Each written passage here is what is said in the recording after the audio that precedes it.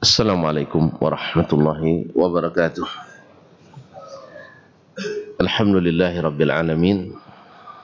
Wassalatu wassalamu ala ashrafil anbiya'i wal mursalin. Nabiyyina wa habibina wa sayyidina Muhammadin wa ala alihi wa ashabihi ajma'in. Wattabi'ina lahum bi ihsanin ila yaumiddin. Amma ba'du. Fattaqullaha ayyuhal muslimun fa innahu qad fazal muttaqun ya ayyuhalladzina amanu taqullaha haqqa tuqatih wa la tamutunna illa wa antum muslimun. Ma'asyiral hadirin wal hadirat wal mustami'ina wal mustami'at wal musyahidina wal musyahidat rahimanillahu wa iyyakum. Bapak dan ibu-ibu, saudara-saudara dan saudara-saudari jemaah salat subuh di Masjid Zaid bin Thabit radhiyallahu anhu Pekanbaru, ataupun yang mendengarkan melalui Radio Rabbani 91,1 FM, serta yang menyaksikan melalui media KMTV dan lain-lainnya dimanapun berada. Alhamdulillah, pada kesempatan ini Allah mengizinkan kita menikmati kebersamaan ini. Mudah-mudahan dalam ketaatan kepadanya yang diliputi dengan rahmat dan barakahnya, serta terhitung kita hendaknya yang senantiasa berzikir kepadanya. Amin. Oleh itu mari kita bersyukur atas nikmat ini. Semoga dengan syukur itu kita semakin diberikan nikmat yang membuat kita sentiasa bersyukur kepadanya. Alhamdulillah, di hari baik, bulan baik, di hari baik dan juga bulan baik ya. Hari Jumat ini kita dianjurkan banyak-banyak berselawat kepada Nabi alaihi salatu wassalam. Mudah-mudahan semakin mendekatkan kita kepadanya di akhirat nanti. Aqrabukum ilayya manzilan yaumal qiyamati aktsarukum alayya salatan. Yang paling dekat nanti di akhirat dekat denganku, di antara kalian ada yang paling banyak bersalawat kepadaku. Maka sallu alayya fa inna salatakum tablughuni haitsu kuntum, kata Nabi. Ucapkanlah salawat kepadaku karena salawat kalian sampai kepadaku dari manapun kalian ucapkan. Alhamdulillah, kita dari Pekanbaru, yang lain dari seluruh penjuru dunia, kita hanya mengucapkan, Allah yang akan menyampaikan. Allahumma salli ala nabiyyina Muhammad wa ala alihi wa sahbihi ajma'in. Kaum muslimin dan muslimat dirahmati Allah. Kemudian doa kita pula untuk ayah ibu kita, orang tua kita, guru-guru kita, para ulama, serta seluruh kaum muslimin dan muslimat, khususnya Imam Asy-Syafi'i rahimahullah ta'ala, yang pada pagi ini dan insyaAllah terus-terus nanti kita mengambil ilmu daripada apa yang dia tinggalkan dan dia wariskan. Dan beliau adalah salah satu dari ulama Rabbaniyin, pewaris para nabi. Qala rahimahullah, jumalu al-fara'id. Jumalu jamak jumlah, wahwa dia isim daripada al-ijmal, yaitu ajmal syai', maknanya adalah dia sebutkan secara secara ijmal, secara global, secara garis-garis besar. Maka disebut bai'u jumlah, jual grosir, karena partainya partai besar, dia disebutkan secara garis-garis besar. Jadi jumlatul fara'id artinya adalah kewajiban-kewajiban yang Allah sebutkan dalam Al-Quran dalam bentuk al-ijmal, dalam bentuk partai besar. Artinya tidak detail, bukan retail atau retail, tapi adalah dalam bentuk garis-garis besar. Nah, disinilah nanti kita perlu kepada sunnah Nabi Sallallahu Alaihi Wasallam, karena tanpa sunnah kita akan blank, akan bermacam-macam, dan bermacam-macam ini kalau sifatnya tadad, bukan variatif, itu akan menyebabkan hati kita saling membelakangi. Qala rahimahullah, qala Allah tabaraka wa ta'ala, kalau beliau menjelaskan di antara fardu-fardu yang Allah sebutkan secara ijmal. Maksud Imam Syafi'i di sini sebenarnya adalah untuk secara eksplisit menolak pemahaman sebagian dan segelintir orang yang menolak berhujjah dengan sunnah Nabi sallallahu alaihi wasallam. Ini sudah ada di awal-awal ini, yaitu di masa tabi'in sudah lahir ini. Dan untung Nabi ingatkan sahabat sebelumnya, la ulfiyanna ahadakum yattaki'u ala arikatihi ya'tihi al-amru min amri faqala la tuhaddithuna illa bil Qur'an fa inna ma anzalallah fa inna ma qala an-nabiy sallallahu alaihi wasallam mithlu ma qala Allah.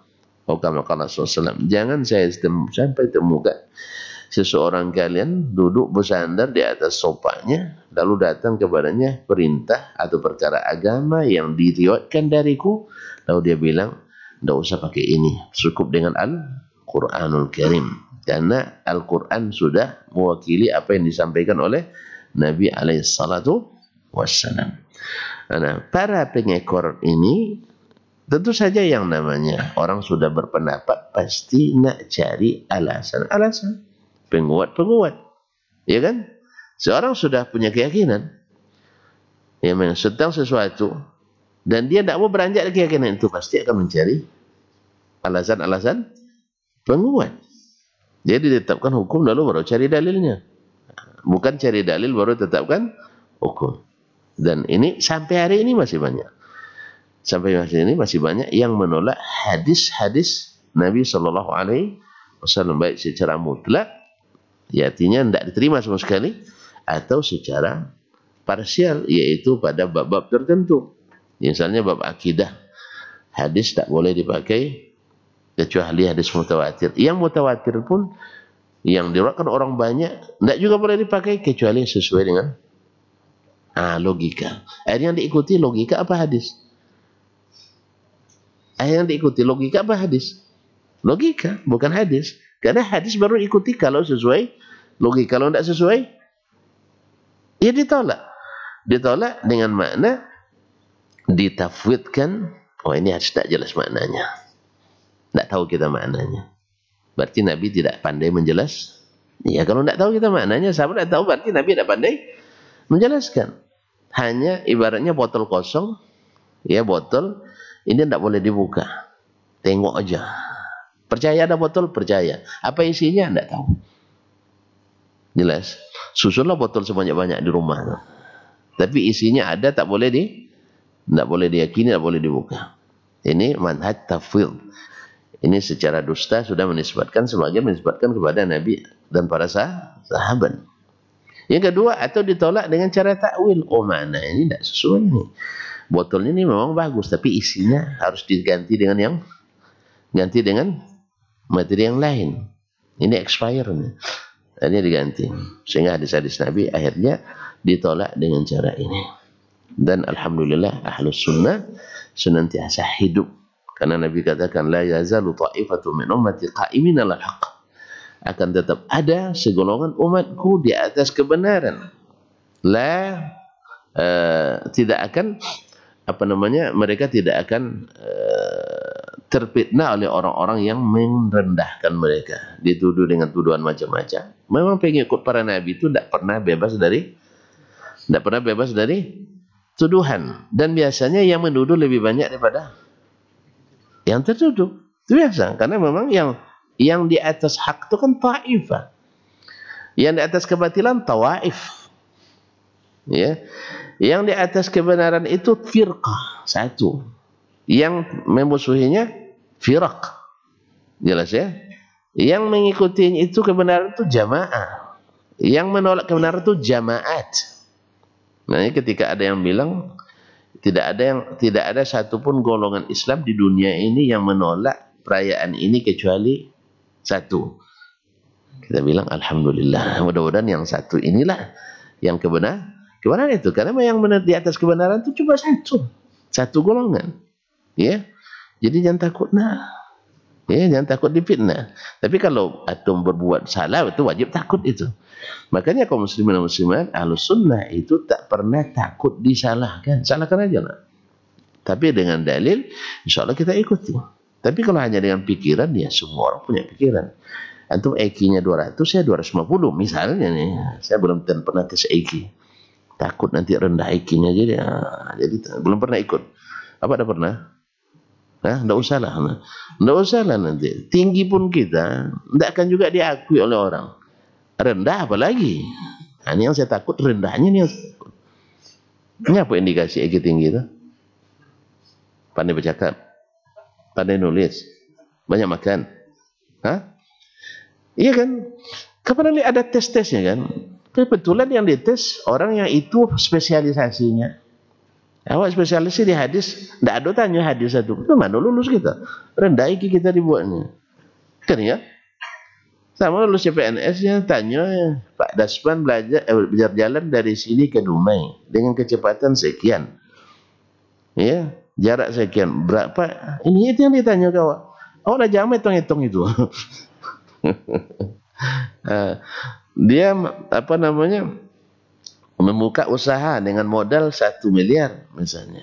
Habis itu selama 10 tahun naik untungnya menjadi 15 miliar. Berapa keuntungan Pak Dasman selama 1 detik? Awak megang miliar tak pernah dengok aja nih. Ya itu. Akhirnya mana lulus? Jurusan di hadis tanya matematika, dia tanya biologi, tanya astronomi. Antu orang lain yang tinggi IQ awak rendah jadinya. Akhirnya kita balik pula nanti orang tu kita tanya tentang hadis. Ma illatu hadzal hadisnya. Nah, rendah IQ-nya nanti di situ. Makanya saya tidak usah percaya dengan tes IQ. Makanya saya takut tes juga, Pak. Kecuali saya pastikan yang tesnya profesor hadis nanti yang tahu hadis. Ya, tidak apa-apa. Berani juga maju. Jelas? Alhamdulillah.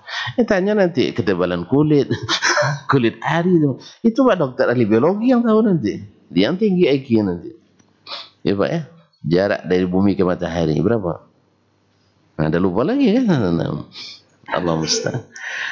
Baik kaum muslimin dan muslimat dirahmati Allah. Jadi masih ada, maka Imam Syafi'i rahimahullah ya ingin ini semuanya sebenarnya datang tulisan imam ini karena ada sesuatu yang rusak di masa ketika dia ingin kembalikan kepada yang benar itu. Makanya di zaman kan masih ingat kan di zaman sahabat mereka tidak perlu ilmu usul fikih karena belum rusak usul fikihnya. Mereka di zaman mereka tidak perlu ilmu qawaid lughah Arabiyah, kaidah bahasa Arab karena bahasa Arabnya masih bagus menurut kaidah. Makanya semakin banyak ilmu alat bukan semakin hebat, tapi semakin banyak rusak kita. Jadi semakin banyak. Coba tengok spesialis dokter semakin banyak karena semakin banyak semakin banyak penyakit. Ketika penyakit tidak banyak spesialisnya. Ustaz ya? Sama juga ahli bangunan atau arsitektur sekian banyak juga spesialisnya karena semakin banyak bangunan yang runtuh. Bukan, semakin banyak aksesoris yang diinginkan. Ya tak? Nah, alhamdulillah. Baik, kaum muslimin dan muslimat dirahmati Allah. Qala jumalul faraid, qala Allah tabaraka wa ta'ala, Allah Subhanahu wa ta'ala berfirman, "Innas salata kanat 'alal mu'minina kitaban mawquta." Sesungguhnya salat itu wajib terhadap orang beriman dalam waktu yang ditentukan. Kitaban, kewajiban yang ditentukan waktunya. Cuman mana waktu itu? Di mana dapatnya? Nanti dalam sunnah Rasulullah sallallahu alaihi wasallam. Tidak ada detailnya dalam Al-Quran. Secara. Wa qala berfirman Allah Subhanahu wa taala wa aqimus shalah wa atuz zakah. Dirikan salat, bayar zakat. Seperti apa salatnya? Berapa nisab zakatnya? Berapa nisbah yang dikeluarkan dari zakatnya? Apa-apa saja yang Zakat kan juga tidak ada detailnya. Wa qala li Nabi sallallahu alaihi wasallam yarhamukallah, dan Nabi Allah SWT berkata kepada Nabi-Nya sallallahu alaihi wasallam, khuz min amwalihim sadaqatan tutahhiruhum wa tuzakkihim biha. Ambil dari harta mereka sedekah. Sedekah. Sedekah kan bahasa umum. Disebut sedekah, zakat disebut juga sedekah. Hibah, hadiah dan sebagainya juga disebut dengan sedekah. Jadi sedekah ini kalimatnya umum. Nah, dan yang dimaksud di sini adalah sedekah wajibah, yaitu zakat. Ambillah dari harta mereka zakat. Untuk apa? Tutahhiruhum, supaya engkau bersihkan mereka. Wa tuzakkihim, dan engkau sucikan mereka biha, dengan sedekah itu. Berarti sebenarnya kaum muslimin dan muslimat, harta kita dibersihkan dengan sedekah. Jiwa kita dibersihkan dengan sedekah. Semakin banyak sedekah, semakin bersih jiwa itu. Dan semakin pelit mengeluarkan sedekah, semakin rusak jiwa itu. Jiwa itu kan dirusak dengan tamak, ya Pak? Dirusak dengan riya, dirusak dengan apa lagi? Tamak sudah tadi, kedekut, dirusak dengan loket, rusak itu, rusak dengan persaingan yang tidak sehat, ingin nampak lebih dari orang lain. Sebenarnya kita yang harus menimpak lebih. Orang lain melihat kelebihan kita. Kita tidak perlu melihat kelebihan kita. Ujub jadinya, rusak lagi. Tapi dengan banyak bersedekah, insya Allah rasa itu akan hilang. Rasa itu akan bersih. Makanya orang yang paling bersih jiwanya, orang yang paling banyak juga sedekahnya. Nabi kita sallallahu alaihi wasallam kana ajwadan nas. Orang yang paling pemurah. Sehingga beliau atharum qalban, paling suci hatinya. Wa may yuqa shuhha nafsihi fa ulaika humul muflihun. Siapa orang yang dijaga dari daripada kekikiran jiwanya, mereka lah orang yang mendapatkan kemenangan. Wa qala, dan berkata Allah SWT, walillahi 'alan nasi hajjul baiti man istata'a ilaihi sabila. Wajib bagi manusia untuk haji ke Baitullah karena Allah. Siapa? Man istata'a ilaihi sabila. Siapa yang sanggup melakukan perjalanan. Seperti apa kesanggupan? Siapa yang diwajibkan? Bagaimana pelaksanaan? Kapan waktu pelaksanaannya? Ini disebutkan dalam Sunnah Nabi SAW atau dalam sebagian ayat yang lain. Qala Asy-Syafi'i rahimahullah. Berkata Imam Asy-Syafi'i rahimahullah, ahkamallahu fardahu fi kitabih. Allah telah dengan pasti, dengan jelas menetapkan kewajibannya, kewajiban yang diwajibkannya di dalam kitabnya fi shalah, tentang salat.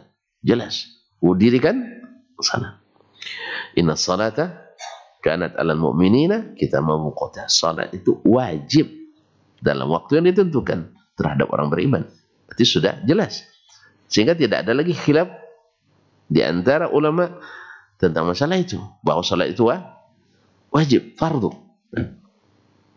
Kecuali khilaf di antara pemikir. Nah, ini saya tetap salat tapi saya tidak yakin kan ada yang bilang saya tetap salat tapi tidak mengimani wajibnya. Kita bilang, bang, lebih baik abang beriman wajibnya walaupun tidak salat.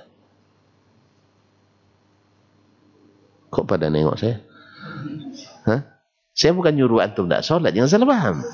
Kan saya bilang lebih baik ya daripada salat tak beriman pada salat. Lebih baik daripadanya beriman pada salat walaupun tidak salat. Tapi jangan alhamdulillah boleh tak salat rupanya. Bukan. Salah paham. Maksudnya apa? Orang yang salat tapi tak mengimani wajibnya, padahal sudah jelas dalam Al-Quran Allah ihkam Allah pastikan wajibnya, lalu antum tidak mengimaninya, antum otomatis keluar dari Islam. Otomatis keluar dari Islam karena tidak beriman padanya. Bukankah dia rukun? Dia rukun kan? Orang yang menanggalkan rukunnya, menanggalkan rukun Islamnya, hilang tidak Islamnya? Hilang, dia tidak percaya. Jelas? Sedangkan kalau orang yang yakin wajib salat, yang tadi itu tak ada khilaf di antara ulama, di antara pemikir ada. Makanya jangan banyak berpikir tapi banyak berilmu. Ya, pemikir belum tentu berilmu, tapi orang berilmu mesti pemikir, mesti berpikir. Makanya derajat ilmu lebih tinggi dari derajat berpikir. Tapi di saat kita, di zaman kita kan banyak pemikir, sehingga pemikir lebih dihargai daripada ulama. Pemikir lebih tinggi nilai pada ulama. Buktinya artikel lebih tinggi nilai daripada buku yang ditulis ulama. Ya. Antum tulis artikel isinya pemikiran, lebih dihargai, lebih tinggi kredit poinnya daripada ilmu yang antum tuliskan. Ya, tulis nanti ta'zimus shalah, mengagungkan salatnya, sebutkan dalilnya. Ini nilainya paling tinggi cuma 20 ya. Tulis artikel pemikiran tentang salat. Nah, itu nilai 40 kredit poinnya. Jelas? Tidak jelas nampaknya. Tidak usah antum tahu, kami aja yang tahu. Biar kami aja yang rasakan berat ini, antum takkan sanggup. Nah, kaum muslimin dan muslimat dirahmati Allah. La haula wala quwwata illa billah. Jadi apa tadi? Salat kalau diyakini wajibnya dan tidak salat, masih ada ruang khilaf di antara ulama. Orang yang meyakini wajib salat tapi tidak salat, ini masih ada khilaf di antara ulama. Jumhur mengatakan keluar dari Islam. Seperti Imam Malik, Abu Hanifah, wa sairu ahlul hadis. Tapi Imam Syafi'i rahimahullah enggak, karena dia yakin wajibnya, dia masih beriman. Orang beriman tidak boleh dikeluarkan dari iman kecuali dengan dalil yang yakin. Sekarang kita yakin dia Islam. Sekarang dia meninggalkan sholat, belum yakin dia keluar dari Islam. Cuman, ini ingat, perkataan Imam Syafi'i bukan sampai di situ saja. Dia boleh dihukum oleh pemerintah. Bahkan sekalipun sampai, tapi jangan apa yang bukan pemerintah. Kalau pemerintah tidak sholat, saatilah kat tangan saya. Kan itu. Kita bicara tentang konteksnya, ini hak wewenang pemerintah. Siapa yang tidak sholat dihukum. Nah, tapi antum serang saya dengan bahasa nanti, pemerintah aja tidak sholat Ustaz. Antum salah, kenapa tidak suruh dia? Kenapa tidak suruh sholat? Oh enggak, saya tidak punya kuasa. Antum yang pilih. Kenapa pilih yang tidak sholat misalnya? Jelas? Hah? Tidak jelas. Jelas, alhamdulillah. Yang penting kaum muslimin dan muslimat dirahmati Allah. Sedangkan Imam Abu Hanifah juga mengatakan tidak dikafirkan kalau dia masih meyakini wajibnya, tetapi juga boleh dihukum oleh pemerintah. Jadi jangan selesai, oh enggak, rupanya enggak kafir menurut Imam Syafi'i, jangan sampai di situ. Ya, jangan sampai di situ. Dan yang lebih parahnya lagi, jangan sampai di situ juga, bahwa orang yang tidak salat, jangan yang tidak salat, yang lalai salat saja masuk neraka. Fawailul lil musallin alladzina hum an salatihim sahun, yang lalai di salatnya. Bagaimana dengan orang yang tidak salat sama sekali? Jelas ya? Yang pertama nanti dihitung hari kiamat salat yang pertama dihitung. Kalau baik diterima yang lain, kalau ditolak yang lain. Ini tidak ada dalam timbangan. Nah, tengok catatan salat, nihil semuanya. Tidak ada catatan salat sama sekali. Apa nak dihitung? Ada yang dihitung lagi? Tidak. Ini juga dalil yang menguatkan bahwa orang yang tidak salat walaupun meyakini wajibnya, dia juga disortir, ya disortir, murtad dari Islam. Jelas ya? Tapi yang lebih parah adalah sekalipun salat tapi tidak mengimaninya. Sekalipun berzakat tidak mengimani. Sama dengan orang yang berinfak tapi tidak meyakini itu lillahi ta'ala. Orang yang puasa tidak meyakini karena Allah SWT ada pahala. Mesti iman wa ihtisaban. Makanya kita bilang, daripada antum salat tapi tidak beriman pada salat, lebih baik beriman pada salat dan tetap gitu aja, tetap salat. Kan tinggal ini meyakini imannya. Ini orang kadang-kadang subhanallah karena kejahilan tapi pandai bercakap. Ini kejahilan kadang-kadang juga karena mengikut syahwat. Orang kadang-kadang karena dibayar bisa. Orang kadang-kadang karena dibayar bisa mengucapkan sesuatu yang tidak dia yakini. Ada pernah ditanyakan ke salah seorang orang pemikir, orang liberal. Dia kan dia sudah berilmu, asas ilmunya sebenarnya sudah kuat. Keluaran fakultas syariah. Berarti dia berilmu kan? Fakultas syariah. Itu temannya seangkatan dulu nanya, antum memang yakin tidak dengan apa yang antum lontarkan pemikiran liberal ini? Sambil senyum karena ketemannya kan ya bercanda aja. Cari duit kan. Jadi tidak dengar tadi. Duit. Ya tidak boleh keras-keras lah, kedengaran orang nanti. Nah, cari duit katanya. Karena kabarnya dia dapat bayaran hanya lebih kurang $3.000 sampai $4.000 sebulan. Ada yang mau kasih? Tidak ada ya. Nah, oleh sebab itu kaum muslimin, ada sebagian orang yang memang disuruh mengatakan sesuatu yang sebenarnya dia tidak imani. Ada. Sehingga akan menuduh orang lain juga seperti itu. Antum kalau menyampaikan sesuatu karena ada tendensi mendapatkan sesuatu di belakangnya, akan cenderung menuduh orang lain juga seperti itu. Karena kita seperti itu. Makanya pepatah Arab mengatakan iza sa'a fi'lul mar'i sa'at zununuhu. Bila seseorang itu perbuatannya buruk, pasti buruk sangkanya. Pasti buruk sangkanya pada orang lain. Nasallallahu alaihi wasallam. Nah, Allah SWT telah memastikan, menguatkan kewajiban dalam masalah salat di dalam kitabnya. Waz-zakah juga dalam masalah zakat. Seperti dalam ayat tadi. Khuz min amwalihim sadaqatan. Wal haji. Demikian juga dalam masalah haji. Walillahi ala nasi hijjun baiti. Dalam ayat yang disebutkan oleh Imam tadi. Wa bayyana kaifa faradu ala lisani nabi. Di sana disebutkan secara garis besar. Tetapi Allah yang jelaskan bagaimana kewajiban itu dilaksanakan melalui lisan nabinya. Berarti keterangan Nabi dari Allah juga. Menurut keyakinan Imam Syafi'i rahimahullah. Jadi oleh sebab itu Imam Syafi'i ingin katakan kepada kita, wallahu a'lam, kalian kalau beriman pada Quran mesti beriman pada sunnah. Sebab apa? Keterangan Nabi dalam sunnah itu juga dari Allah tabaraka wa ta'ala. Jelas?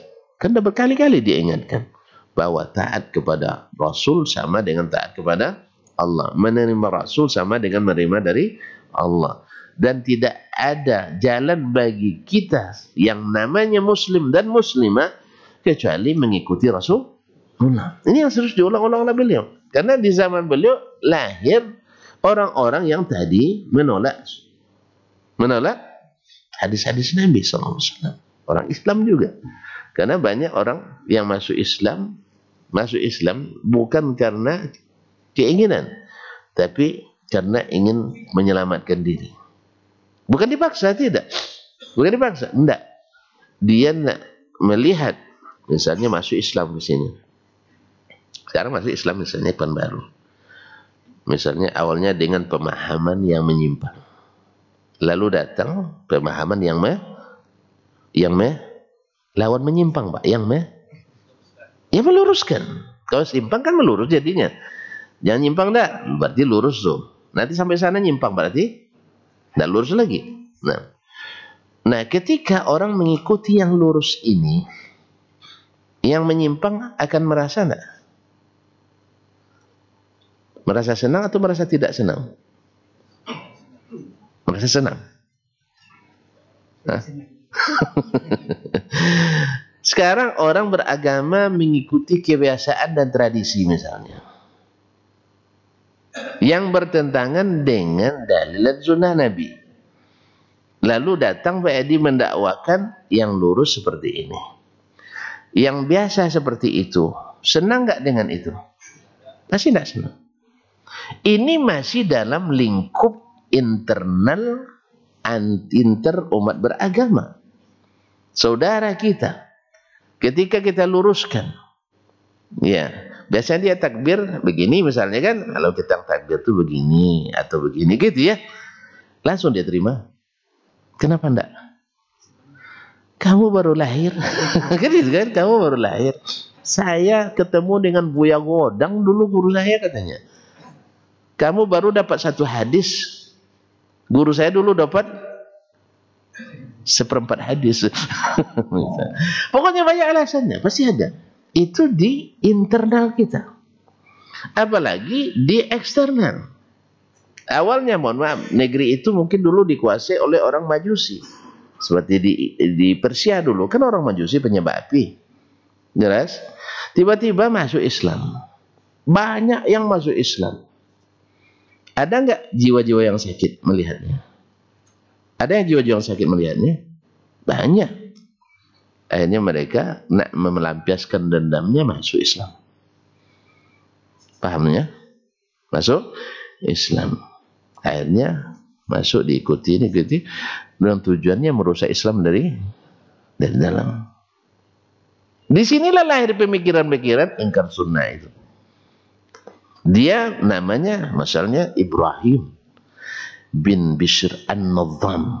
Kan bahasa Arab semua tuh. Ibrahim, ingat kita nama Nabi Ibrahim Al-Khalil alaihissalam. Bin Bishr, Bishr artinya penggembira, menyenangkan. An-Nadham, banyak aturan, banyak membuat aturan atau banyak membuat nadham, yaitu syair sebagainya. Kemudian selalu di masjid. Masya Allah, saya ingat atau diceritakan oleh beberapa orang guru, profesor, pentolan sekularisme di Indonesia ini, subhanallah, ini pentolan sekulernya, bahasa sekarangnya lebih vulgarnya liberal cara pikirnya. Beliau itu subhanallah masuk kantor selalu sebelum jam buka kantor, dan ke masjid sebelum azan. Tentu orang kan melihat seperti itu kan, melihat Masya Allah zahirnya, syiarnya luar biasa, tapi ternyata imannya bermasalah. Sama tadi, saya tetap sholat tapi tak, misalnya nih, saya tetap sholat tapi tidak mengimani sholat. Kenapa dia sholat? Karena orang tetangga kiri kanannya mungkin sholat. Dulu tidak dia keluarkan, sekarang karena merasa ada kekuatan dikeluarkannya. Dulu pecahnya hanya di perut, sekarang pecahnya di mulut karena sudah ada tempat pembuangan. Dulu tidak ditahan di dalam karena tidak ada tempat pembuangannya. Sekarang diberi corong, akhirnya dikeluarkan. Rupanya dia sholat itu tidak karena iman, tapi sholat karena menjaga prestise, menjaga status, menjaga status kemasyarakatan, karena masyarakat muslim rata-rata di sekitarnya. Dan ada tujuan terselubung supaya orang bisa menerima perkataan, oh saya masih muslim lah. Gitu aja kok repot. Antum jangan terlalu serius beragama. Lihat saya tidak serius kan itu lagi. Tapi sholat saya, coba lihat, saya lebih duluan datang ke masjid dari Anda. Masuk kantor saya lebih duluan masuk, lebih tertib. Itu yang koar-koar waktu itu selalu terlambat sholatnya gitu.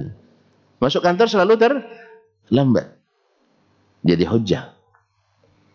Jelas? Makanya snowgroundnya itu berhasil kan dengan cara ini. Jadi syekh dia, jadi kiai haji, pergi ke Mekah. Nah, dan orang kita kan umat Islam ini kan selalu menerima dengan lapang dada siapapun yang masuk ke dalam. Ya kan? Kalau dia terhormat sebelum masuk Islamnya, masuk Islam kita hormati. Betul kan? Ini seorang profesor orientalis masuk Islam, ya kan? Memproklamirkan Islamnya, asyhadu an la ilaha illallah wa asyhadu anna Muhammad Rasulullah ini orang besar asalnya. Lalu dia datang ke Mekah, tentu kan namanya sudah diketahui oleh Rasulullah, dimuliakan oleh pemerintah Mekah, Arab Saudi waktu itu, dimuliakan, diberi tempat, diberi kekuasaan dan sebagainya. Hati kan kita tidak punya alat detektornya. Kan ada kan? Ada alat detektornya. Makanya pengukur ria dan ikhlas belum ada alatnya. Karena ada makanya. Munafik tidak bisa kita deteksi dengan ini, cuma tanda-tanda. Akhirnya dengan kemunafikannya itu berhasil memporak-porandakan ruh jihad daripada para pejuang kita dulu, sehingga Belanda berhasil memasuki Aceh setelah 35 tahun bertahan dengan jihad. Tapi setelah dipecah dengan pemikiran-pemikiran, saya pikirkan sebagiannya anti jihad. Padahal syekh juga. Karena ada syekh ini yang mempengaruhi. Jelas muslimin. Jadi ada pihak-pihak lain yang memanfaatkan kelemahan-kelemahan pemikiran sebagian kaum muslimin, akhirnya dia jadi orang besar dalamnya. Maka Imam Syafi'i rahimahullah ingin tunjukkan kita, kalian tidak bisa melaksanakan Quran kecuali dengan sunnah Nabi alaihi salatu wassalam. Fa akhbara Rasulullah sallallahu alaihi wasallam anna adad as-salawatil mafrudati 5. Lalu datang Nabi SAW menjelaskan bahwa jumlah solat yang fardu itu 5. Taib. Wa akhbara anna adad az-zuhri wal asri wal isya'i fil hadari 4. Kemudian beliau jelaskan pula bahwa jumlah rakaat zuhur dan asar serta isya dalam kondisi tidak musafir 4 rakaat. Di mana dapat? Dari Rasulullah SAW. Siapa yang memberi dia ilmu? Allah SWT. Berarti keterangan itu dari Allah. Cuman melalui sunnah Rasulullah SAW.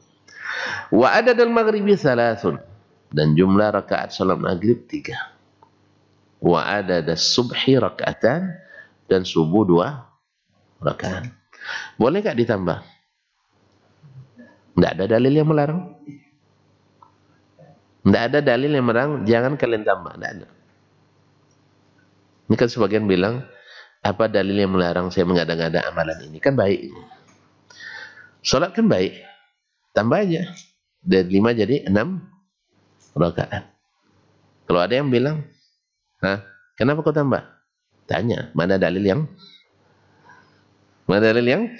melarang? Tidak ada dalil melarangnya. Antum nak tambah 10 dan melarang.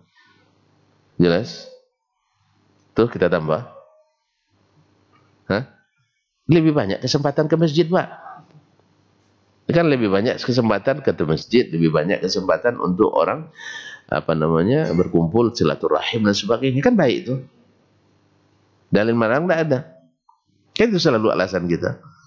Dalil yang melarang adalah al-yawma akmaltu lakum, sambung, al-yawma akmaltu lakum dinakum wa atmamtu alaikum ni'mati wa raditu lakumul Islam madina. Islam yang di zaman Nabi itu sudah diridai Allah. Yang di luarnya tidak ada ridha Allah kepadanya. Dan dalil-dalil lain yang senada dengan itu. Wasanna fiha kullaha atau kulliha qira'ah. Kemudian Rasulullah SAW jelaskan pula sunnah dalam seluruh salat itu ada, maksudnya dalam setiap salat itu ada bacaan. Ada bacaan.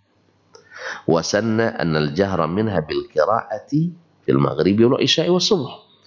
Dan dia sunahkan pula bahwa yang dijaharkan qiraahnya, bacaannya adalah pada salat maghrib, isya dan subuh. Maghrib, isya dan subuh. Wa annal mukhafatata wal bil qiraat fi dhuhri wal asr. Dan dibaca secara lirih atau secara sir di waktu zuhur dan asar. Nah gimana? Sekarang kita balik aja. Kita jadikan zuhur jahar, asar jahar, maghrib sir. Kan tidak ada juga dalil yang melarang. Kalau dicari nanti secara harfiah, letterlek, jangan sholat zuhur kecuali dengan bacaan yang tidak ada. Larangan tidak ada. Makanya kalau bahasa ini yang dipakai, semua aturan agama yang akan kita rubah. Semua aturan agama ini kan kita rubah. Tapi mungkin ada yang bilang itu kan fardu, tidak boleh dirubah. Tapi yang sunat-sunat boleh dirubah. Ya syariat itu satu kan. Kalau yang fardu tidak boleh, yang sunat juga tidak boleh dirubah. Tapi ada ulama yang boleh, karena inilah masalahnya. Hanya kita selalu dihujat dengan ulama. Antum diadu dengan imam ini dengan imam tak berani. Pak, antum diadu dengan Imam Ibnu Hajar berani. Yang Suyuti berani. Rasanya kita angkat tangan. Kan gitu ya? Lebih paham lagi antum dari Ustaz Imam Suyuti. Atau tu segan, kita tidak mungkin kena berani mengatakan lebih paham dari Imam Suyuti. Ya Pak, kalau gitu ikut aja lah Imam Suyuti, tinggalkan Nabi Sallallahu Alaihi Wasallam. Masalah gitu. Subhatnya di sini besarnya. Bahkan mungkin ramai pula ulama yang merekomendasikannya. Seperti hari inilah. Sesuatu yang dulu di zaman ulama dulu nggak ada misalnya. Ada di zaman kita. Kan berselisih kita kan. Sebagian besar ustaz membolehkan. Sebagian kecil melarang. Betul kan? Iya. Dari seluruh golongan Islam hanya satu golongan yang tidak bolehkan. Gitu ya. Iya, dari seluruhnya hanya satu yang tidak bolehkan. Selainnya mendukung. Begitulah kejadiannya. Setiap zaman itu seperti itu. Yang mendukung subuhat lebih banyak daripada yang istiqamah dan sabat. Khususnya zaman-zaman mutaakhirin. Karena zaman dulu orang terpaut dengan nas, dengan dalil lebih banyak daripada yang ikut pemikiran. Di zaman belakangan orang lebih banyak mengikut cara berpikir daripada mengikuti cara Nabi SAW. Maka tidak heran kenapa lebih banyak yang mendukung daripada yang tidak. Karena apa? Karena syubhat lebih akrab dengan kita daripada al-adillah wal hujjah, dalil dan hujjah. Dalil ada tapi dipalingkan, ditakwilkan. Dalil ada tapi dipelintir dan dibelokkan. Semuanya bisa dijadikan. Ma'asyarul kiram dan karena kelemahan beragama kita. Baik. Wasanna annal fardha fid dukhuli bi kulli salatin bi takbir. Lalu Nabi sunnahkan pula bahwa masuk memulai salat, setiap salat dengan takbir, namanya takbiratul ihram. Ini tidak ada dalam Quran. Wal khuruj minha bitaslim. Dan selesai salat dengan cara mengucapkan salam. Sekarang boleh tidak kita rubah Pak Edi? Kita mulai dengan Assalamualaikum warahmatullahi. Boleh tidak? Nah, nanti setelah selesai Allahu Akbar, Allahu Akbar. Boleh tidak? Kenapa tidak boleh? Tidak ada dalil yang melarang. Ada hadis yang melarang. Jangan kalian mulai salat dengan salam. Jangan akhiri dengan takbir. Ada dalil yang menyatakan begitu? Yang enggak ada. Maka selalu begitu. Mana dalil yang melarang? Kita tanyakan. Ayo rubah saja. Kalau berani. Kan itu. Cuman alhamdulillah untung. Ya saudara-saudara kita yang suka merubah-rubah itu beraninya di yang sunat-sunat. Kalau sempat yang diwajib-wajib bahaya kita. Untung. Tapi sudah ada yang mulai yang berani nak merubah yang wajib. Misalnya sholat pakai bahasa. Nah, ada mulai ada yang berani. Udah mulai kan? Tapi tolong jangan diikuti. Nah, udah mulai ada yang berani merubah yang wajib. Sholat dengan bahasa. Sudah ada sholat apa namanya kemarin yang jungkir balik itu apa namanya? Hah? Ya, tidak ada yang tahu. Syukur antum tidak tahu. Nah, ya syukur. Kan ada yang apa namanya? Saya pun tidak tahu. Tapi memang yang lakukan anak-anak memang kan. Subhanallah. Kemudian sudah ada yang juga membuat salat hanya 3 waktu, ada juga. Nggak usah tahu loh Pak ya. Yang penting, ya alasannya tadi mana dalil yang melarang. Tapi alhamdulillah sebagian besar memang di bagian yang sunat-sunat, nambah di yang sunat, merubah di yang sunat. Kalau yang wajib, alhamdulillah masih ada, masih waraknya. Tapi ini bibit ini mulai bibit. Kita khawatir bibit yang kecil ini yang sunat nanti merambah ke yang wajib. Oleh sebab itu kita jangan ambil bibit ini. Ambil aja bibit yang unggul, jangan ambil bibit-bibit yang apa namanya, bibit, bibit yang apa? Yang penting asal tumbuh saya tidak. Kita ambil bibit yang unggul. Karena apa? Unggul sebatang daripada yang tidak unggul 5 batang, kalah yang 5 batang tuh. Iya kan? Ya kenapa antum ambil yang KW nama tadi Pak? Ada juga bibit KW ya. Nah, ambil bibit KW. Kadang-kadang harganya sama. Bahkan mungkin KW itu lebih banyak, tapi hasilnya dikit. Hasilnya dikit. Makanya biasakan yang ambil yang berkualitas, super quality. Nah, yang langsung diajarkan oleh Nabi Shallallahu Alaihi Wasallam. Dan hindari yang KW-KW itu. Walaupun memang pada umumnya kita suka beli yang, karena itu daya beli kita rendah masalahnya.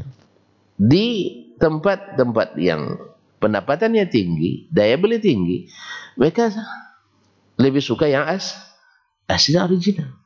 Tapi ketika daya beli rendah, kita ambil yang KW. Makanya kalau kita sudah ngaji, tahu mutu, tahu kualitas, kita akan menghindar dari yang KW itu. Kita akan utamakan kualitas. Pernah dalam suatu rapat dengan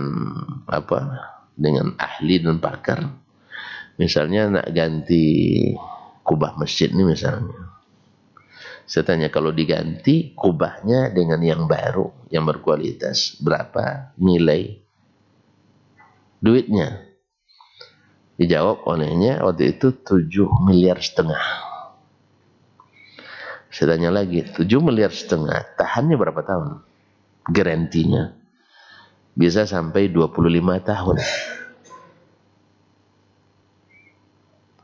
Kalau kita perbaiki, tambal-tambal, tumbuk-tumbuk, ya, berapa harganya? 2 sampai 3,5 miliar. Berapa lama tahannya? Sebenarnya tidak ada garansi, tapi paling lama 3 tahun. Kalau Bapak Edi sebagai pimpinan proyek, pilih yang mana? Yang 7 miliar. Itu semazhab gitu ya. Tapi mazhab kebanyakan tidak Pak. Kebanyakannya pilih yang efisiensi anggaran. Walaupun ujung-ujungnya nanti berlebih anggaran. Kalau saya tidak. Coba dengan 7 miliar tahan 25 tahun, 20 tahun jadilah, 10 jadilah. Kalau dengan 3,5 miliar tahannya 3 tahun, kadang tidak sampai 2-3 bulan dah bocor lagi. Cuma itulah yang seperti kita ini tidak akan pernah jadi pemimpin karena tidak efisien. Nah, makanya Bapak tidak akan bakal jadi wali kota. Tidak akan. Saya tidak akan bakal jadi bupati. Jelas? Bapak boros. Negara ini harus efisien. Supaya nanti rusak ini ada proyek baru lagi. Nah, itu yang harus dipikirkan Pak. Ada proyek baru untuk yang belakang. Kalau langsung bagus 20 tahun, payah cari proyek. Ini mohon maaf Pak, saya terlalu vulgar jadinya. Gara-gara Pak kurang paham nampaknya. Kalau paham dari awal saya tidak bilang seperti itu. Astagfirullah. Kita masuk kerja yang bukan kerja kita Pak. Ya. Artinya apa? Yang berkualitas itu walaupun mahal awalnya, tapi ternyata hasilnya lebih tahan, lebih untung kita sebenarnya dengan yang bukan berkualitas. Oleh sebab itu biasakan yang bukan yang tambal sulam, beli asli dari pabriknya. Seluruh peralatan original. Komputer rakitan, mana yang lebih tahan daripada komputer yang keluaran langsung dari pabriknya? Kalau nanya ke orang tidak main komputer, yang rakitan cepat habisnya, murah kan? Cuman beli 2,5 juta, dalam 5 tahun sudah 3 kali ganti. Beli yang asli 10 juta, dalam 15 tahun tidak diganti. Mana yang rugi jadinya? Beli rakitan. Oleh sebab itu biasakan beli yang asli. Kalau antum mampu, kalau tidak mampu, jangan dipaksakan. Tunggu sampai nabung dulu, nabung ilmu dulu, pahami dan seterusnya. Ini sebenarnya kalau ini kita bisa bersabar, insya Allah kita jadi umat yang bermutu.